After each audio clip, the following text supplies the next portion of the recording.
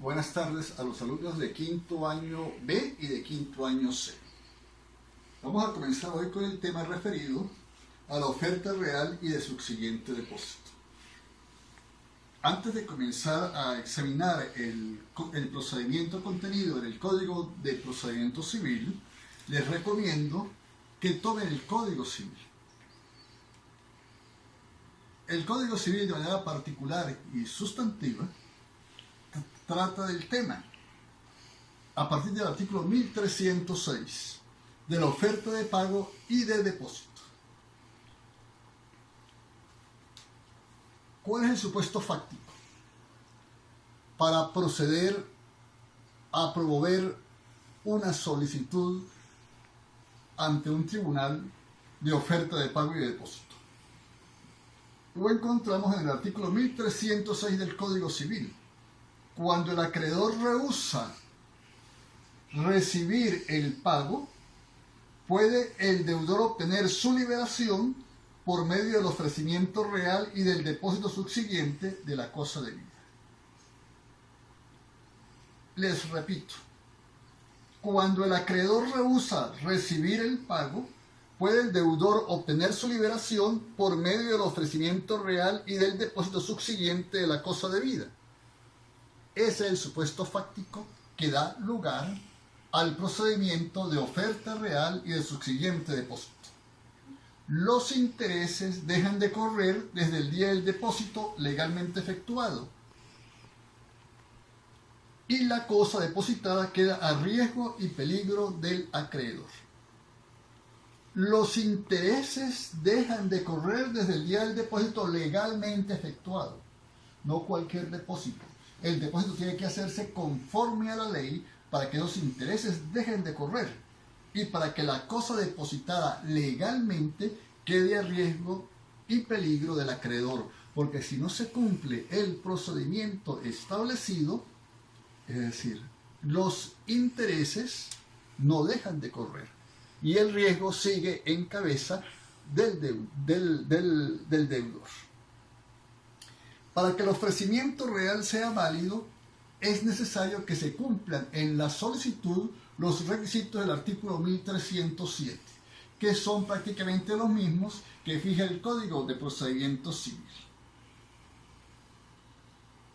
Que se haga al acreedor que sea capaz de exigir, o aquel que tenga facultad de recibir por él.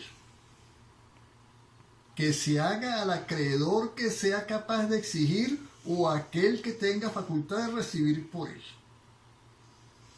Esto es, que se haga a quien efectivamente tenga la cualidad de acreedor.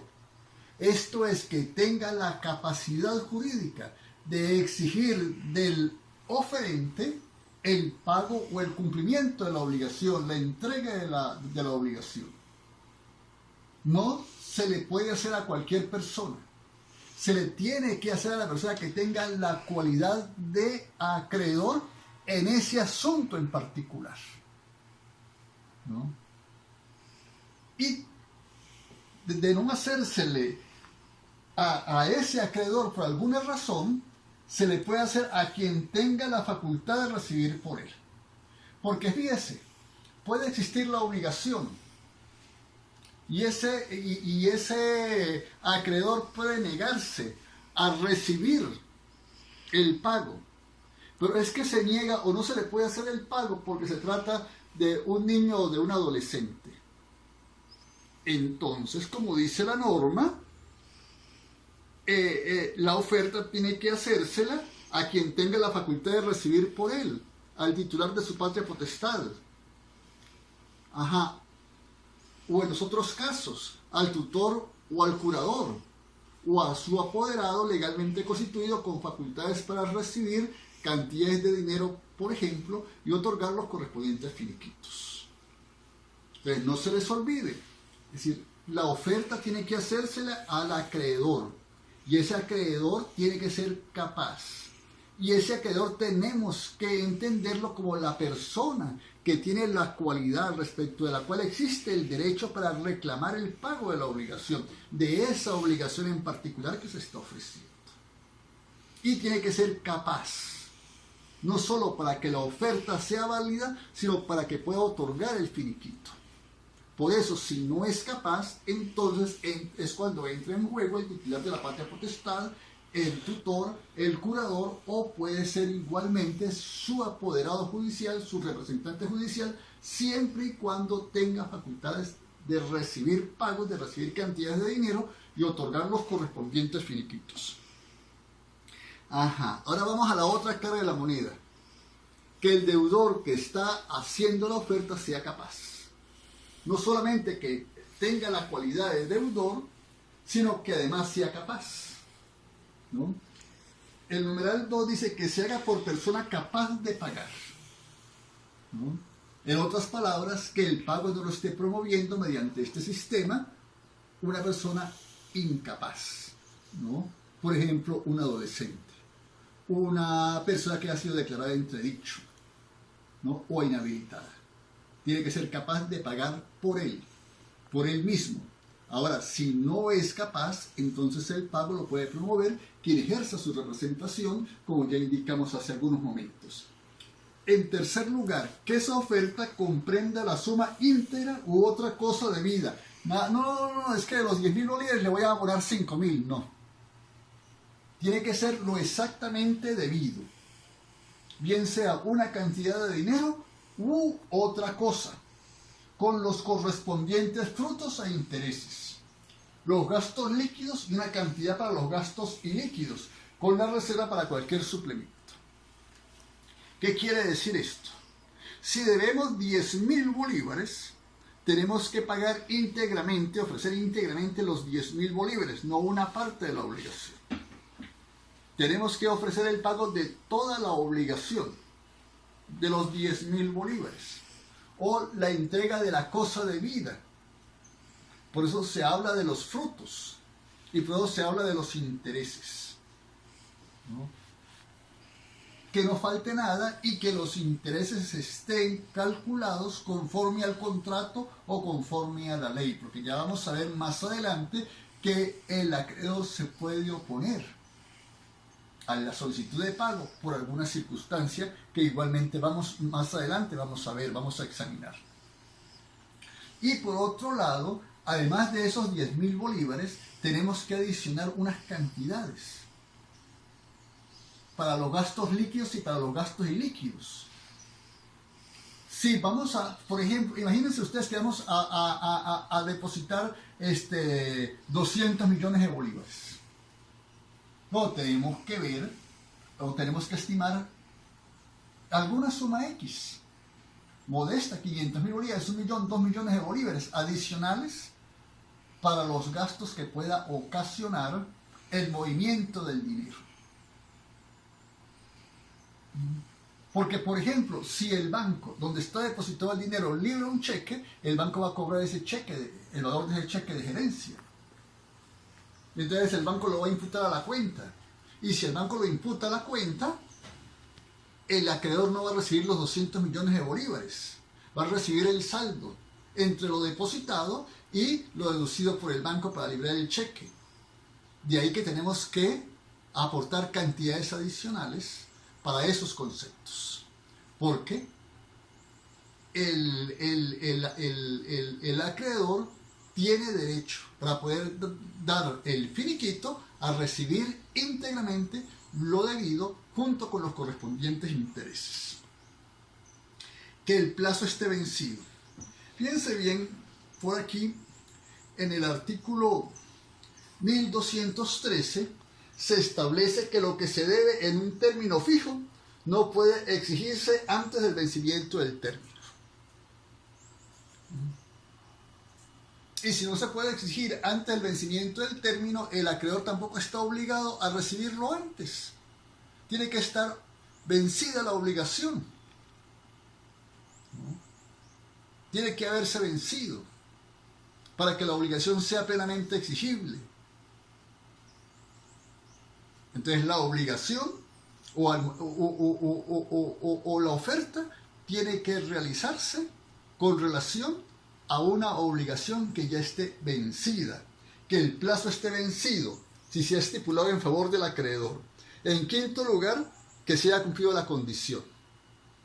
Caso en el cual, es decir, en el supuesto de que la obligación haya quedado sujeta a una obligación, bien sea resolutoria o bien sea de otra naturaleza. Que el ofrecimiento se haga en el lugar convenido para el pago, según el contrato. Y si no hay contrato, o si ello no se estableció en el contrato, en el domicilio del acreedor.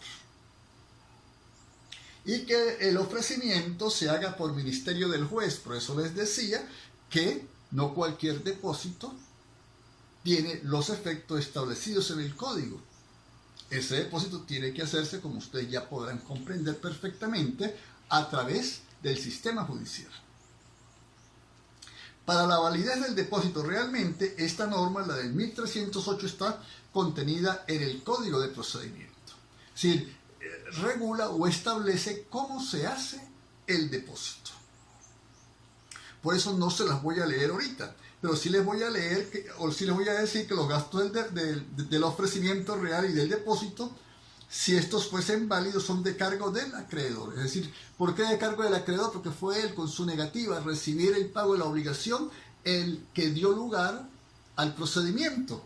Y en segundo lugar, en el 1310, mientras el acreedor no haya aceptado el depósito, el deudor podrá retirarlo. Pero si el deudor retira la oferta, entra en mora. Él asume el riesgo. Y si lo retira, pues sus codeudores y sus fiadores no se liberan de la obligación. Si la obligación sigue existiendo, se cae en mora. El 1311, cuando el deudor ha obtenido una sentencia pasada en autoridad de cosas juzgadas,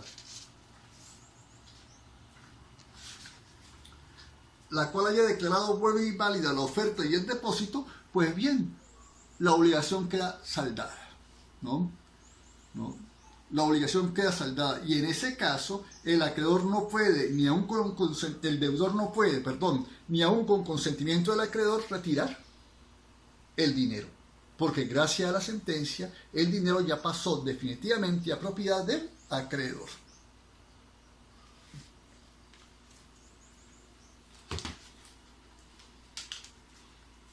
El artículo 819 del Código de Procedimiento establece cómo ha de hacerse la oferta. La oferta real se hace por intermedio de cualquier juez territorial. Dicen, de cualquier juez territorial del lugar convenido para el pago. Es decir, según sea el contrato. Es decir, si hay un lugar convenido o si hay un lugar de ejecución del contrato. Hay que leer el contrato para saber o para poder determinar en este caso la competencia. Si no se ha establecido ese lugar de ejecución del contrato o de ejecución del pago, entonces, como lo dice el Código Civil, se haría por ante cualquier juez territorial del domicilio del acreedor. La oferta real se hace por intermedio de cualquier juez territorial del lugar convenido para el pago, y cuando no haya convención especial respecto al lugar de pago, en el domicilio o residencia del acreedor, o en el lugar escogido para la ejecución del contrato. Bueno, eso ya lo habíamos dicho. El escrito de la oferta debe contener el nombre, apellido y domicilio del acreedor. Son requisitos de forma adicionales a los del 1307, que les acabo de leer del Código Civil. La descripción de la obligación que origina la oferta y la causa o razón del ofrecimiento. Bueno, pues si se trata de una letra de cambio, pues hay que describir la letra de cambio. Y como lo dice el Código Civil en el artículo 1307, hay que indicar la fecha de vencimiento de la letra. Es decir, para quedar claro o para demostrar que la obligación es exigible. Y siendo exigible, el acreedor no quiere recibir el valor de la obligación, es decir, recibir el pago. Y la especificación de las cosas que se ofrezcan, porque es que no solo es sujeto del procedimiento de oferta real, cantidades de dinero, sino, por ejemplo, este laptop, ¿no? Ese carro, ¿no? Ese cuadro, ¿no? Por eso tienen que especificarse las cosas. Generalmente se hace con cantidades de dinero. El deudor u oferente pondrá a la disposición. Aquí, digamos, el promovente del procedimiento, que es el deudor, se denomina a los efectos del procedimiento el oferente, el que hace la oferta. Y el acreedor, a quien va destinada la oferta, se denomina el oferido. Entonces, cuando hablamos del oferente, estamos hablando del deudor en el procedimiento especial de oferta real y de subsiguiente depósito. El deudor u oferente pondrá a la disposición del tribunal para que los ofrezca al acreedor las cosas que se le ofrece. El laptop, el teléfono celular, este aparatico, o los 10.000 bolívares, según sea el caso. Tiene que desprenderse de la posesión de la cosa y poner la cosa que está ofreciendo a disposición del tribunal para que el tribunal se la pueda ofrecer al acreedor. El deudor u oferente pondrá a la disposición del tribunal para que las ofrezca al acreedor las cosas que le ofrece. Fíjense que pierde la posesión de la cosa, es decir, se la entrega al tribunal, ¿no? Ya no las tiene en su poder. Las cosas están en poder del tribunal. En el caso de tratarse de cantidades de dinero, la entrega podrá suplirse con la certificación del depósito hecho a favor del tribunal en un banco de la localidad. Cuando se hace la oferta, el tribunal puede disponer que, es decir, no se le consigne, como en efecto sucede, un cheque, ni siquiera un cheque de gerencia, sino que se haga un depósito en una cuenta que lleva el tribunal. Esa cuenta generalmente está en un banco del Estado, en nuestro caso. Ese banco generalmente es el Banco Bicentenario, aquí en los tribunales del Estado Táchira. Ahora bien, el tribunal ya tiene la cosa, o ya tiene a su disposición el dinero. El oferente ya, es decir, se desprendió de la posesión de la cosa. La cosa, como les digo, la tiene el tribunal, entonces el tribunal va a fijar oportunidad para trasladarse al lugar donde, según lo derivado del contenido de la solicitud, se encuentra el acreedor para ofrecerle las cosas debidas, el pago de la cantidad de dinero, o la entrega, qué sé yo, del laptop, como decimos hace algunos momentos. El tribunal se trasladará al lugar donde deba hacerse la oferta y entregará las cosas al acreedor que sea capaz. No se les olvide, bueno, ya lo dijimos hace rato, porque si no es capaz no puede recibir, no se le puede hacer la entrega, porque no puede otorgar el finiquito, no puede otorgar la cancelación, la constancia de pago. El tribunal se trasladará al lugar donde deba hacerse la oferta y entregará las cosas al acreedor que sea capaz de exigir, o aquel que tenga la facultad de recibir por él, como les decimos, su representante legal, según fuera el caso. No hay necesidad de volver a insistir en los supuestos que hace algunos momentos mencionamos. Entonces, este 821 está redactado en consonancia con el 1308, que no leímos hace algunos momentos. Prácticamente el mismo texto. Del ofrecimiento se levantará un acta que contendrá lo siguiente: la indicación de la hora, día, mes, año y lugar en que se ha hecho la oferta. ¿Sí? ¿Cuándo se trasladó el tribunal? ¿A qué hora se trasladó el tribunal? ¿A dónde se trasladó el tribunal para hacer la oferta? Es decir, ¿dónde se constituyó el tribunal de manera específica con indicación de día y hora para realizar la oferta al acreedor? Esto es fundamental porque de aquí deriva, o esto, es decir, que en efecto se está realizando en la sede del acreedor. En segundo lugar, el nombre, apellido y domicilio del deudor u oferente y del acreedor a quien se ha hecho la oferta, o de la persona con facultad para recibir por el acreedor que haya recibido las cosas o se hubiese negado a recibirlas. Bueno, esto sobre, es decir, tienen que identificarse las partes, ¿no? Ambas partes. Y si no se identifica porque no estaba al acreedor, se tiene que identificar a quien lo represente. Y además se tiene que indicar que alegó, bien sea ese acreedor o su representante, si aceptó la oferta o si rechazó la oferta. Una descripción exacta de las cosas, valores o dinero oferido. Bueno, la identificación del laptop, del automóvil, del teléfono. La respuesta del acreedor, su aceptación negativa a recibir la oferta y las razones por las cuales se niega a recibirla si tal fuera el caso. Este es el numeral 4, está redactado en consonancia con la última parte del numeral 2. Si la recibe, pues no tiene que... Bueno, recibo el pago, sí, doy el finiquito, otorga el finiquito, no me debe nada. Quedó hecho el pago, se recibió la cosa. Pero fíjense bien, ¿qué pasaría si los intereses están mal calculados? Por eso les decía hace algunos momentos que hay que leer bien el contrato. Si los intereses no están pactados, hay que ir al Código Civil o al Código de Comercio según el caso y calcular los intereses según la ley y saberlos calcular. Porque si los intereses están mal calculados, el acreedor puede negarse a aceptar la oferta. ¿Qué pasaría si no se está entregando la cantidad completa? Igualmente se puede negar. Y conste que esa negativa la va a valorar el tribunal.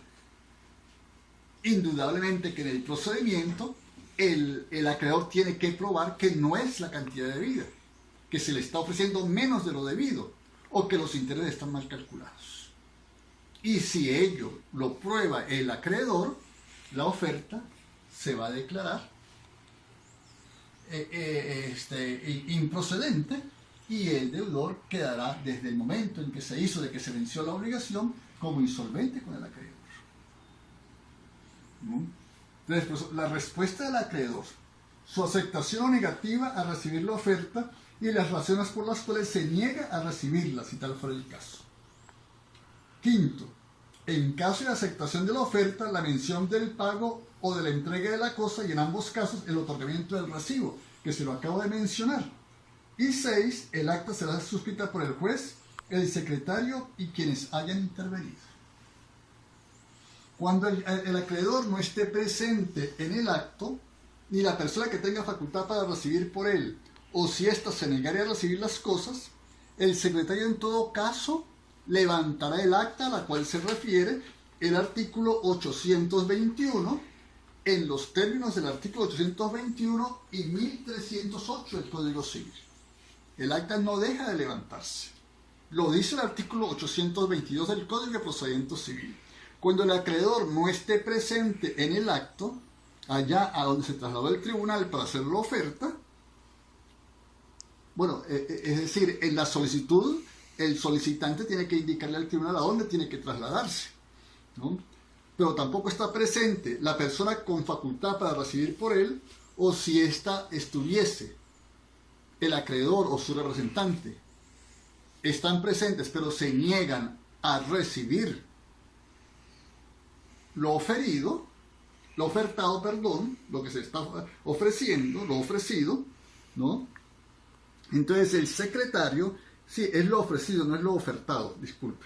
El secretario dejará copia del acta levantada conforme al artículo anterior, en manos de la persona notificada por el tribunal, haciendo saber al acreedor que si dentro del plazo de 3 días no hubiese aceptado la oferta, se procederá al depósito de la cosa ofrecida.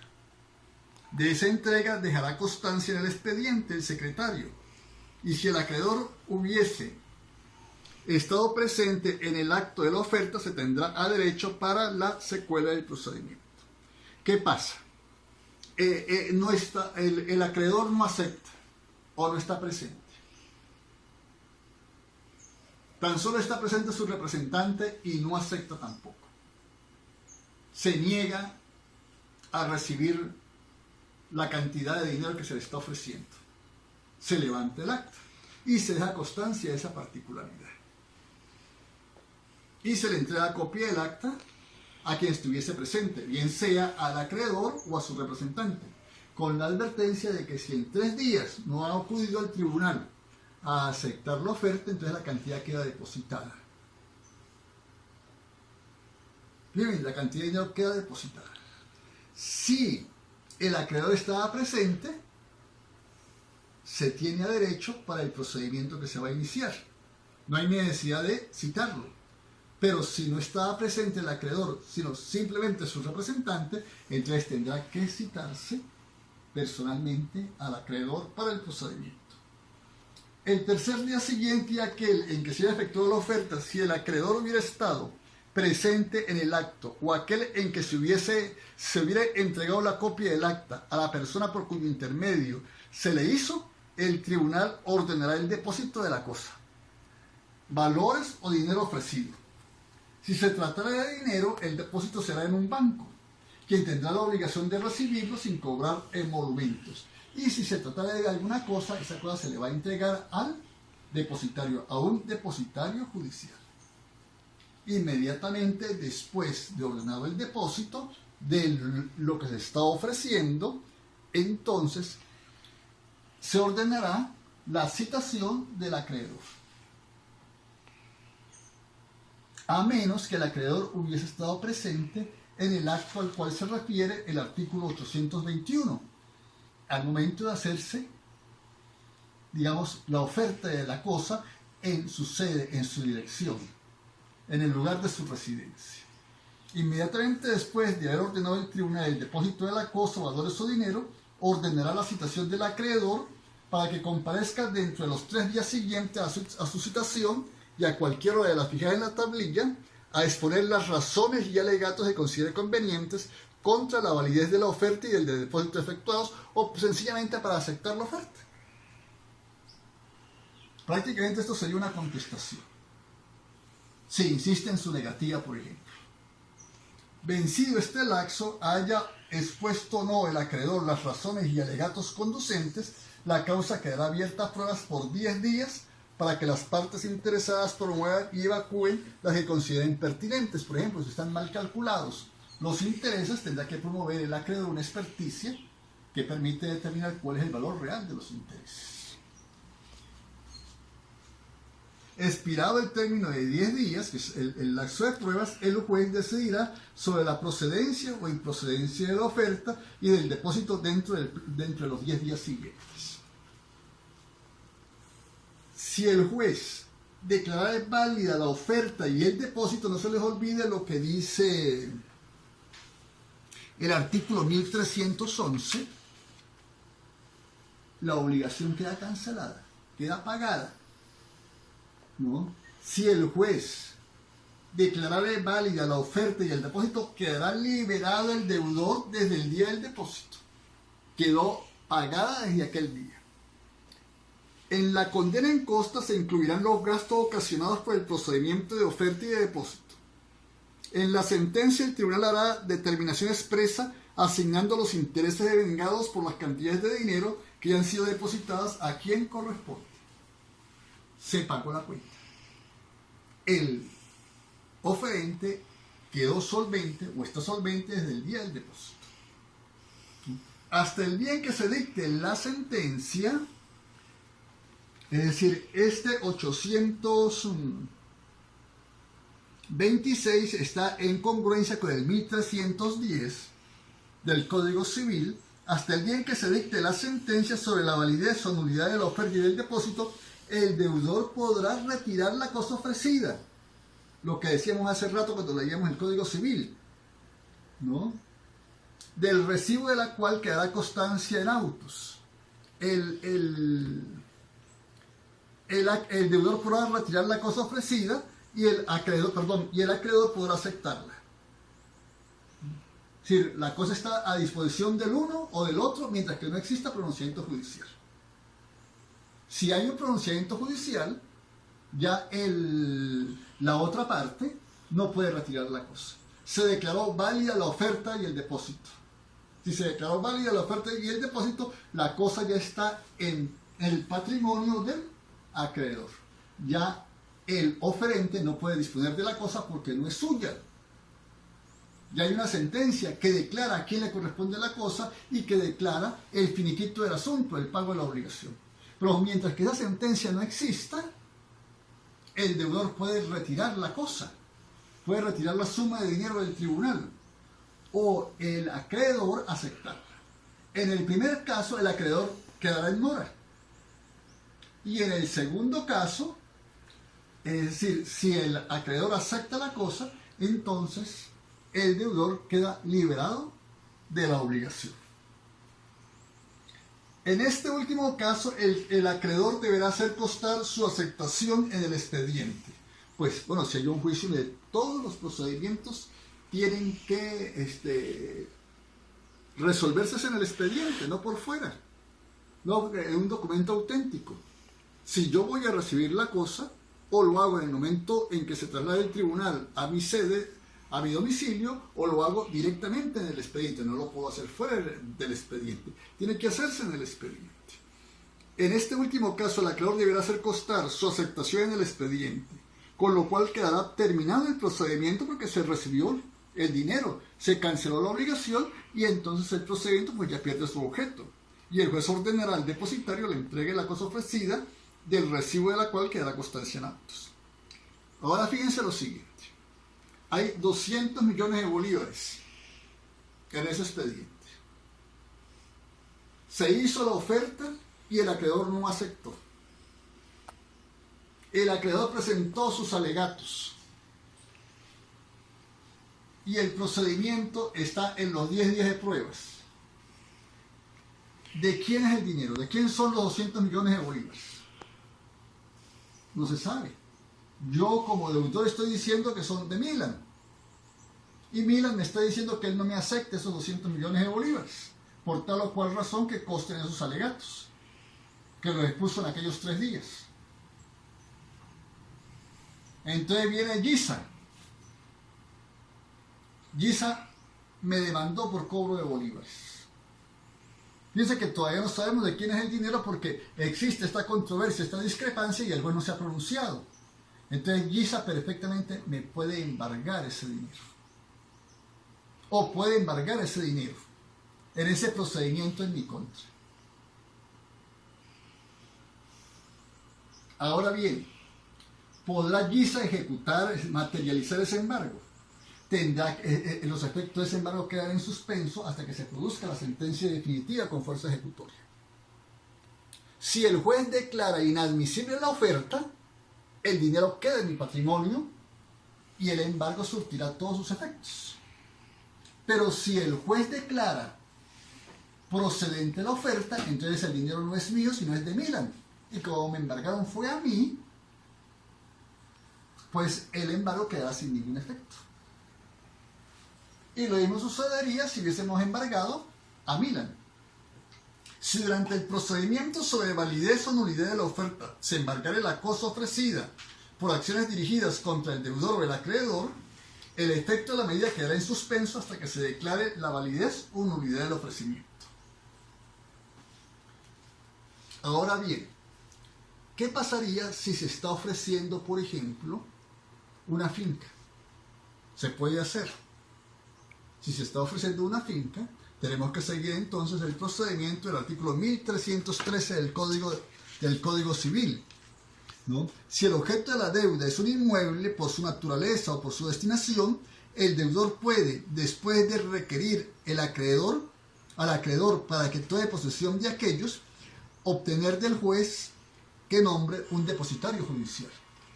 En el 1313 está el procedimiento cuando se trata de una cosa mueble o cuando se trata de una cosa inmueble. ¿Cómo debe hacerse para obtener el depósito?